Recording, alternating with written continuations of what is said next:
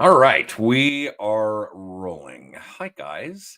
If you're seeing this video, then you are actually part of our clientele at the Colorado Real Estate Finance Group.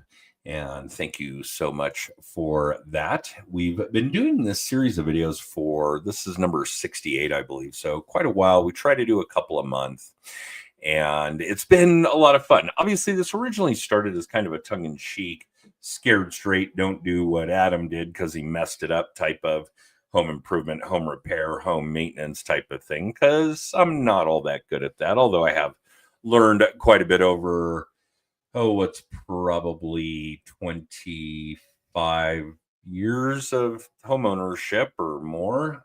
I'd have to go back and think about it, and you just can't avoid learning some of this stuff as time goes on. But this one was really appropriate timing when I came up with the idea, and we may have talked about some of this before. So if you saw a video similar to this a year ago or two or three, whatever it is, then so be it. You guys probably already know this stuff, but 'tis the season for a handful of things that I want you guys to be wary of. One, your furnaces are probably going to kick on. That's a big thing this time of year. Don't be overly concerned about the burning smell. Obviously, there's a lot of dust and things that have collected on the coils over the summer when it wasn't running, and it is burning that off. However, if it is significant or if it persists, certainly change the filter and have your furnace serviced. Not too big a deal. And you should probably do that every now and then anyway, just to prolong the life of that system. Okay.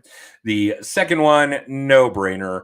The average for snowfall in Colorado is October 18, that we haven't had any yet, or in Denver, excuse me, that we haven't had any yet. We have had some in the high country, but that we haven't had any yet is really cool as we're approaching that date rapidly. And there doesn't seem to be any snow forecasted in the next 10 days, even. Hopefully, we get a really nice Halloween again. But it's going to happen, and it's going to happen fairly soon, and it's going to come on sooner than you think it will, well, or that you're not really thinking about. So go disconnect your outdoor hoses. Okay. I think that's really a big one. So if you need to use them, great. Hook them up, turn them on. When you're done, turn them off. In fact, I just did it. I have a tree that I'm trying to save. I've probably talked about that in a previous video. So I hook the hose up, I turn the water on, I let it water the tree. When I go to turn the water off, I disconnect the hose again. So please make sure that you're doing that. The other one, the bigger one, as far as the details are concerned, is your sprinkler system.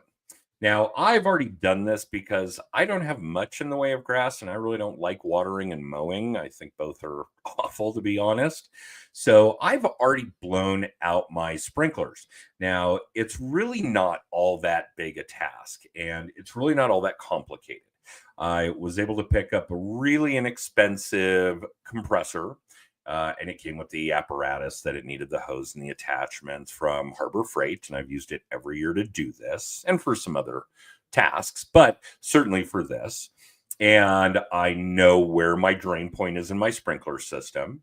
So I can turn off the water, go drain out the lines with what gravity will allow. And you guys can always do that easily. And then turn the system back on if you decide you do need to keep watering.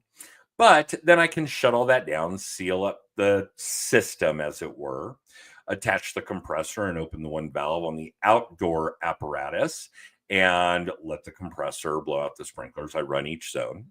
And we can talk about, we've done it before, but we can talk about the system I use, which is Rakio. It's all intelligent, smart house type of stuff. There's an app. I can run the zone when I want, so I can open it up and let the air blow the water out of that system.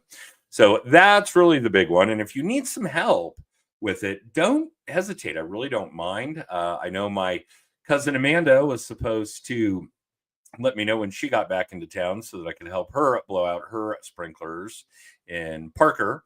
I haven't heard from her yet. So, Amanda, if you see this, let me know and I'll help you do that. Although there doesn't seem to be a sense of urgency in the next days or even week or more.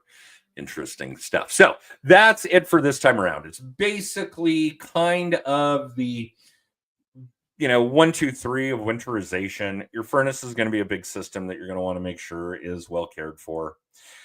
Change your filter, get it serviced if you want. if you need. The hoses, that one's easy, and it causes so much damage if you don't do it. The water in the line freezes up, the water coming into the house freezes up. It can create ruptures, leaks behind walls, flooding issues. Please disconnect the hoses.